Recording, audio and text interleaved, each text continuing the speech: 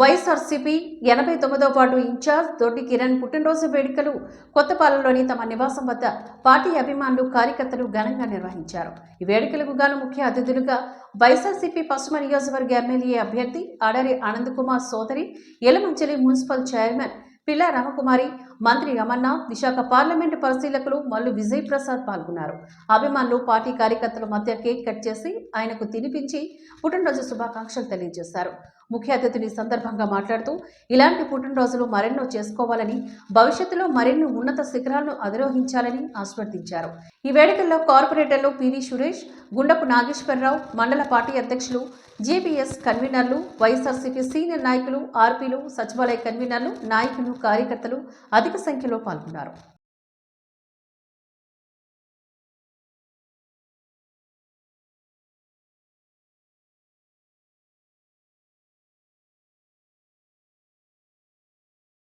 జన్మదిన శుభాకాంక్షలు తెలియజేసుకుంటా ఉన్నా. నేను దూరం నుంచి నడిచి వస్తున్నప్పుడు నన్ను పుట్టినరోజు పిలిచాడా, పెళ్లికి పిలిచాడా అని చెప్పి అడిగా వచ్చిన వెంటనే. ఎందుకంటే నాకు అక్కడి నుంచి కిరణ్ కనవల్ల ఎవరో పెళ్లి కొడుకుని కూర్చోబెట్టారేంటి స్టేజ్ మీద. నాకు కిరణ్ ఏమో పుట్టినరోజు అన్నాడు, పెళ్లి కొడుకు కనబడుతున్నాడు స్టేజ్ మీద అని చెప్పి లక్ష్మణ్ అడుగుతా ఉన్నా, ఏమా మళ్ళీ మీ ఆయనకి మళ్ళీ ఇంకో పెళ్లి అని చేస్తున్నావు అని చెప్పి.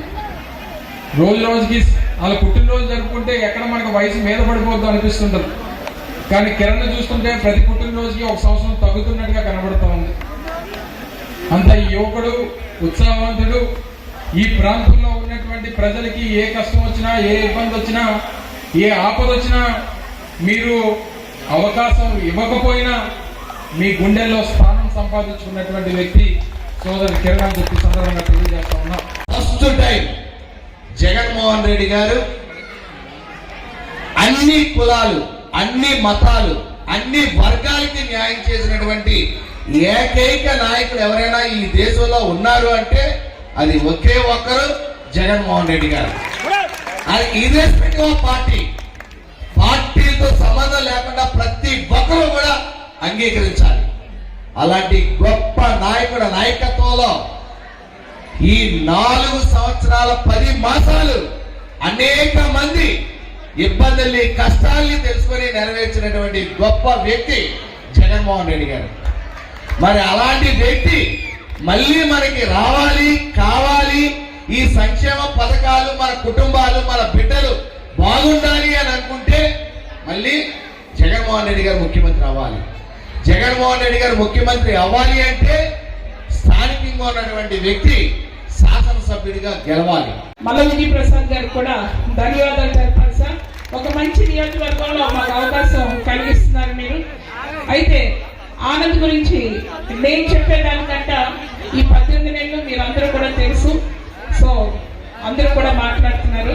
ఇప్పుడు ముఖ్యంగా మనం ఇక్కడ ఉన్నది మరి కిరణ్ బర్త్డేకి ఇక్కడికి వచ్చాం. Happy birthday Kiran, many more returns of this day.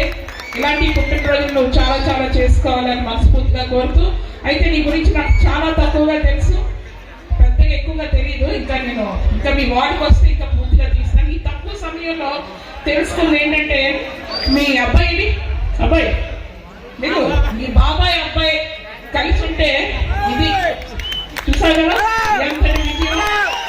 ఎల్లప్పుడూ ఇలాగే కలిసింది వీళ్ళందరినీ ఆనందపరచాలని మనస్ఫూర్తిగా కోరుకుంటూ, ఈ ప్రాంతానికి వచ్చిన దగ్గర నుంచి ఆస్తులు, అంతస్తులు సంపాదించుకోలేదు, నేను మిమ్మల్ని మాత్రమే సంపాదించుకున్నాను అని చెప్పడానికి నాకు నిదర్శనంగా మీరందరూ 9 అవుతున్నా సరే 4 గంటల నుంచి కూడా మీరందరూ ఎంత